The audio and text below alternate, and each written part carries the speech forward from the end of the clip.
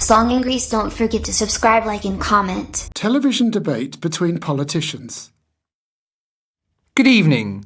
Tonight in our London studio we have Janet Jones from the government and Peter Smith from the opposition. Could we have the first question from the audience, please? Concerning the plight of the asylum seekers currently requesting refuge in the UK, does the panel think that putting them in detention centres is a viable option, or should they be allowed to mingle with the local community? Peter Smith?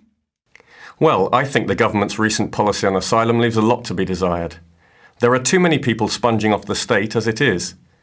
I know the detention centre idea seems a bit grim, and there are bound to be teething problems, but at present we are being overwhelmed by asylum seekers. Accepting more of them without restriction is quite unthinkable. I don't suppose you go along with that, Janet Jones? I most certainly do not.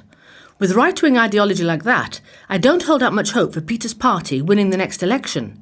They have not come up with a plausible alternative to our liberal approach.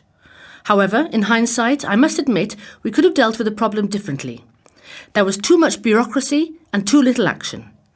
But let's put that behind us now. We must stop the appalling harassment of these poor people by racist thugs and try to create a bond between the different communities which make up our country.